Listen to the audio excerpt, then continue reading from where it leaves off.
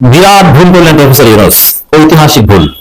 জুলাই সনদ, গণভোট সহ নানান প্রশ্নে ইউনূসের কি পরিণতি হবে কেউ জানে না। এক অনিশ্চিত পরিণতি, অকল্পনীয় পরিণতি বা পরিস্থিতিতে করতে যাচ্ছেন প্রফেসর ইউনূস। কিন্তু ইউনূস এত বোকা?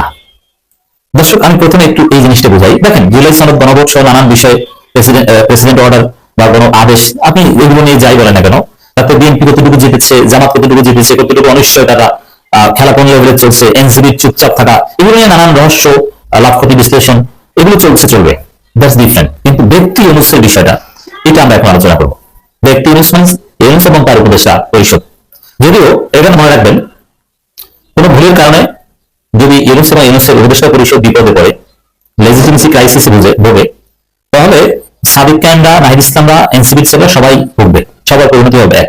সাপোজ যেমন দেখেন, এই জুলাই সনদ বা এই বিষয়ে চূড়ান্ত সিদ্ধান্ত যা হয়েছে, এতে ইউনূসের জীবনের নিশ্চয়তা পাওয়া যায়নি, উপদেষ্টাদের জীবনের নিশ্চয়তা পাওয়া যায়নি, তাদের ক্ষমতার কোনো বৈধতা পাওয়া যায়নি, এবং বৈধতা হবে এর কোনো নিশ্চয়তা দেওয়া হয়নি। তাহলে সবকিছু ঝুলে আছে নেক্সট পার্লামেন্টের হাতে।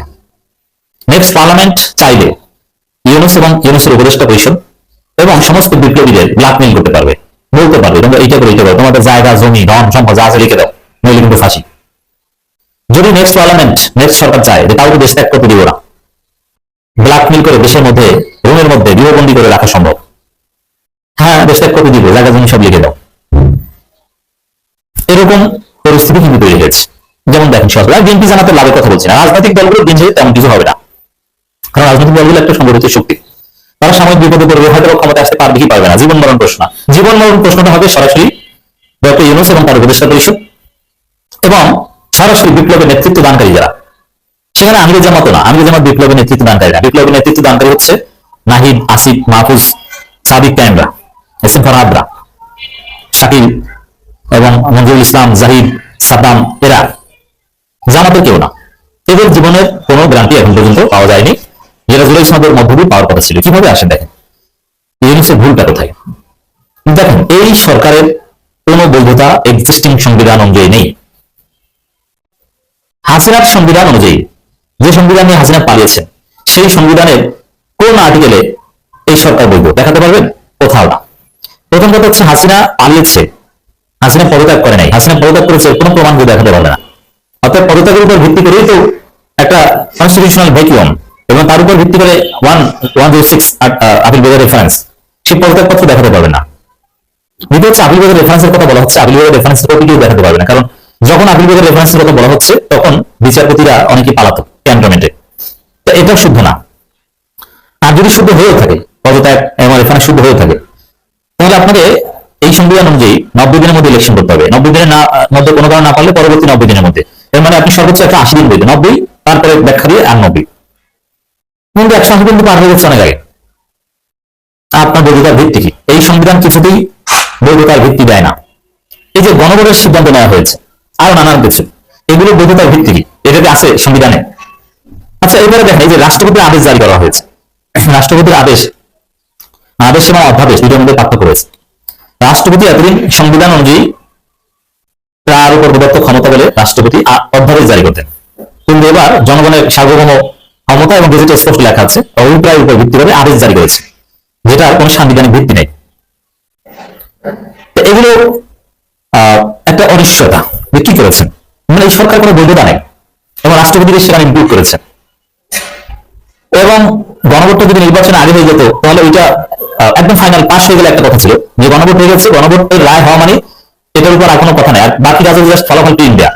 কিন্তু এখানে ইউনূস কি করেছে, 180 দিন ঠিক করে দিয়েছে, আবার কনস্টিটিউয়েন্ট অ্যাসেম্বলি করে দিয়েছে যে তারা এটা করবে সেটা করবে। মানে গণভোট কিন্তু এখানে হাইয়েস্ট বডি হলো না, অ্যাপেক্স ডিসিশন মেকার্স হলো না। গণভোটটাকে আবার পরবর্তী কনস্টিটিউয়েন্ট অ্যাসেম্বলি তারা এটাকে পাস করবে, এই করবে সেই করবে, গণভোট অনুযায়ী। 180 কার্য দিবস, 180 দিন না, 180 কর্মদিবস, এর মানে কি ওটা 2 বছরও লাগতে পারে। কোনো কারণে যদি সংসদ দীর্ঘদিনের জন্য স্থির থাকে, মানে 180 দিন সংসদ বসতে হবে, এইটা ছুটির দিন বা কোনো ভ্যাকেশন ওগুলো বাদে, এই জায়গায় কিন্তু জটিলতা আছে। তাহলে কি বোঝা গেল যে গণভোট হয়ে গেলেই যে ইউনূস সরকার বৈধ তা না, পরবর্তীতে যারা ক্ষমতা আসবে তাদের হাতে নির্ভর করে ইউনূস সরকার বৈধতার উপর। কারণ পরবর্তীতে যারা ক্ষমতা আসবে তারা যদি বৈধতা না দিয়ে 180 দিন যদি ঘুরায়, এবং তারা যদি শেষ পর্যন্ত বৈধতা না দেয়, তারপর যদি সরকারের লোকজন বিপ্লবী সবাইদেরকে আটকায় দেশের মধ্যে, আটকানো বলে জেলে নেওয়ার দরকার নেই, বিদেশ যেতে পারবে না। তারপরে যদি বলে যে এখন ধন সম্পদ যা হিসাব লিখে দাও, অথবা রাজনৈতিকভাবে বিএনপির সাথে মার্জ হয়ে যাও, যারা ক্ষমতা আসবে জামাতকে যদি ব্ল্যাকমেল করে, কিচ্ছু করার থাকবে না। তাহলে গণভোট, জুলাই সনদ এইসব বিষয়ে একটা সিদ্ধান্ত নিলেও আসলে ইউনিট সরকারের বৈধতা এবং তাদের যে এই বৈধতার সংকট মানে চাইলেই তাদেরকে ফাঁসি দেওয়া যায় বৈধতার সংকটের অভাবে, লেজিটিমেসি ক্রাইসিসের অভাবে, অবৈধ রাষ্ট্র ক্ষমতা দখলের অভিযোগ কিংবা বিপ্লবে যা ঘটেছে এগুলো সবগুলো ফাঁসির যোগ্য কাজ এক্সিস্টিং সংবিধান অনুযায়ী। তো পরবর্তী পার্লামেন্টের হাতে সবকিছু দিয়ে দেওয়া হয়েছে। গণভোট এখানে তেমন কিছু না, গণভোটের উপরে পার্লামেন্টকে প্রাধান্য দেওয়া হয়েছে ইউনিসের সর্বশেষ সিদ্ধান্তে। কারণ গণভোট অনুযায়ী গণভোট নিয়ে পরবর্তী পার্লামেন্ট কাজ করবে। এমন না যে গণভোট হয়েছে মানে শেষ, এই চ্যাপ্টার ক্লোজ, এখানে কোনো কনস্টিটিউশন অ্যাসেম্বলি আর কিছু নাই, গণভোট হয়েছে মানে খেলা শেষ, এরকম কিন্তু না। এই জায়গায় এবং গণভোটের বিরুদ্ধে আদালতে মামলা করলে সেই মামলা অবশ্যই এক্সিস্টিং সংবিধান অনুযায়ী এই গণভোট অবৈধ ঘোষিত হবে, রিট হবে। এখানে সব মিলে ইউনুস যা করেছেন তার জীবনের নিরাপত্তা এখানে নিশ্চিত করতে পারেননি এবং একটা অকল্পনীয় পরিস্থিতিতে নির্ভর হয়ে যাচ্ছে। তবে ইউনুসকে এত বোকা, আসলে তিনি বাংলাদেশের রাজনৈতিক দলগুলোর উপর তার জীবনের নিরাপত্তা, তার উপদেষ্টা পরিষদের জীবনের নিরাপত্তা নির্ভর করে না। তিনি আন্তর্জাতিক প্লেয়ার হিসেবে খেলছেন, তিনি নির্ভর করেন বিদেশিদের উপর এবং বিদেশিদের কাছে হাত পা অনেকটা বেঁধে দিচ্ছেন, মনে হচ্ছে আলী রিয়াজ আসছেন এবং বিদেশিরা তাকে বাঁচাবে, এই ধরনের একটা আকাঙ্ক্ষা তার আছে। জুলাই সনদের গণভোট নিয়ে ডক্টর ইউনূসের সাথে জামাতের বিরাট ঘটনা ঘটে যাচ্ছে, মনে হয় অ্যাজ ইফ একটা বড় কনফ্লিক্টুয়াল সিচুয়েশন। যেমন ইনস্ট্যান্ট প্রধান উপদেষ্টা ভাষণের পর অধ্যাপক নিয়ে গোলাম পরোয়ার বলেছেন এটা জনআকাঙ্ক্ষার পরিপন্থী। এরপরে রাতে জামাত জরুরি নির্বাহী পরিষদ মিটিং করেছে, সে নির্বাহী পরিষদ মিটিং এ যে বক্তব্য তাতেও জামাত অখুশি যে এটা ঠিক হয়নি। এবং 8 দল শুক্রবার যে সংবাদ সম্মেলন করেছে ডাক্তার সৈয়দ আব্দুল মোহাম্মদ তাহের নেতৃত্বে, তার অর্থ হচ্ছে যে বিএনপির প্রতি পক্ষপাত দেখানো হয়েছে, ইউনূস ভুল করেছেন, ইউনূসকে কয়েকজন উপদেষ্টা মিসগাইড করছেন ইত্যাদি ইত্যাদি। এই তো, কিন্তু আসলে জামাতের অবস্থানটাকে, আসলে কি ইউনূস জামাত ফাড়াফাড়ি চলছে? জামাতের লোকজন এখনো দৃঢ়দণ্ডে। জামাতের লোকজনের মন্তব্য বক্তব্য যদি দেখি যে কেউ কেউ একদম হতাশ বিএনপিকে জিতিয়ে দিয়েছেন, আমরা আমাদের মতো স্বাধীনভাবে অ্যানালাইসিস করি, কিন্তু জামাতের আসল অবস্থানটা এখন বুঝতে পারছেন না জামাত ছিল ভাইরা। আপনাদের জন্য এখন জামাতের আসল অবস্থান আমি বলবো। জামাতের আসল অবস্থানটা কি? তারা কি মনে করছে আসলে তারা হেরে গিয়েছে, বিএনপি জিতে গিয়েছে? জামাত কি হতাশ হয়ে ইউনূস বিরোধিতার কঠিন অবস্থান নেবে? জামাতের আগে যেটা বলেছিল 29 সাল আগে নির্বাচন নয়, আগে গণভোট হতে হবে, অমুক তমুক নানান কিছু, যমুনার সামনে অনির্দিষ্টকালের জন্য অবস্থান কর্মসূচি, আসলে কি সেগুলো হবে? এই প্রশ্ন উত্তর জামাত শিবিরের লোকজন জানার জন্য অধীর আগ্রহে বসে আছে।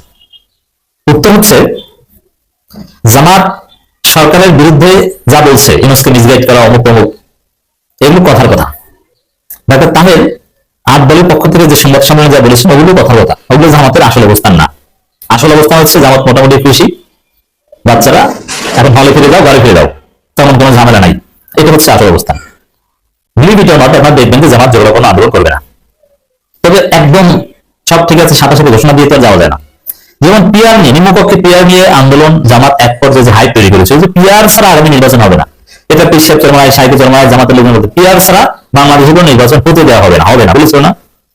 কিন্তু এখন আর জামাত নিজেরাই পিআর এর কথা বলেন। আমরা রাজনীতি বুঝাচ্ছি আপনাদেরকে এবং কিছু সমালোচনা থাকবে, এর মধ্যে দিয়ে শিক্ষা।